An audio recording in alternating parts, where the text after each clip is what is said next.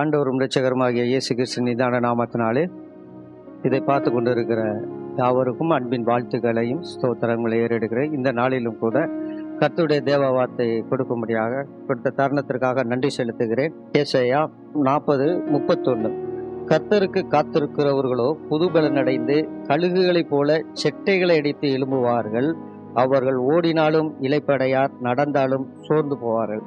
கர்த்தருக்கு காத்திருக்கிற பிள்ளைகள் எப்பொழுதும் எந்த விஷயத்திலும் புது பலன் அடைவார்கள். ஒரு நாளும் ஒருபோதும் அவர்கள் சோர்ந்து போவது இல்லை. ஏனென்றால் கர்த்தருக்காக காத்திருக்கிறார்கள். கர்த்தர் அவர்களோடு கூட இருக்கிறார். கர்த்தர் அவரோடு கூட இருந்தாலே புது பலன் வந்துடும். நம்மளோட கர்த்தர் எப்போதுமே இருக்கணும். இன்றைக்கு நம்ம ஜனங்கள் கூட நம்ம அப்பா இருக்கிறாங்க, அம்மா இருக்கிறாங்க, அண்ணன் தம்பி, அக்கா தங்கச்சி, சொந்த பந்தம், கணவன் மனைவி, இப்படி எல்லாம் இருக்கிறாங்க. எல்லாம் இருந்தாலும் நமக்கு பலன் நம்ம நினைச்சுக்கிட்டு இருப்போம். தவறான கருத்து.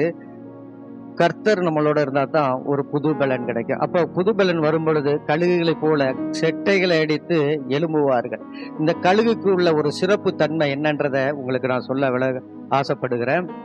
கழுகு ஒரு குறிப்பிட்ட காலங்கள் வரும் பொழுது அது முதிர்ச்சி அடையும். அது முதிர்ச்சி அடையும் பொழுது அதால எலும்பி அதிகமாய் வேகமாய் பறக்க முடியாது. ஏன்னா கொழுப்பு அதிகமாய் வைத்ததுனால அது வெயிட் கொஞ்சம் கூட வந்துடுறதுனால அது எந்த எலும்பி பறக்க முடியாது. அப்ப அந்த கழுகு என்ன பண்ணும் அப்படின்னு சொன்னா, ஒரு மலை உச்சியில போயிடும். அந்த மலை உச்சியில போய் தன்னுடைய சிறகுகளை எல்லாம் பிச்சு போட்டு இடிச்சு இடிச்சு இடிச்சு இடிச்சு மோதி அந்த நெகம் விரல் எல்லாமே அப்படியே துவண்டு போய் விழுந்துரும்.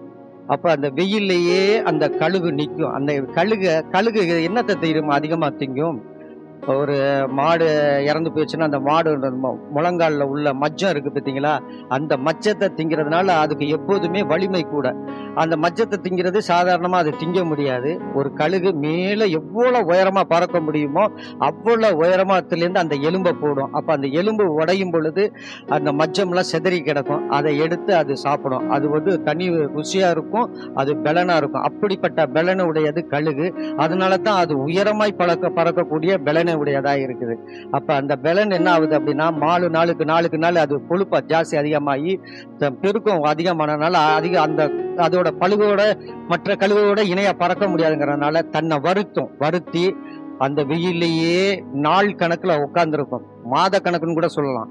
உட்கார்ந்து அதனுடைய கொழுப்பு சக்தி அப்படியே குறைஞ்சிரும். மறுபடியும் அந்த ரெக்கையெல்லாம் எல்லாம் உதிர்ந்து போயிடும். பாத்தீங்களா, ஒரு ரெக்கை கூட இருக்காது. அது புது ரெக்கையா அப்படியே முளைக்கிற வரைக்கும் அது அப்படியே அதே வெயிலேயே உட்காந்துருக்கும். வெயில் மழை எதையுமே பார்க்காது. அது எந்த இடத்துல உட்காந்துச்சு, ஏன்னா அதால பறக்க முடியாது.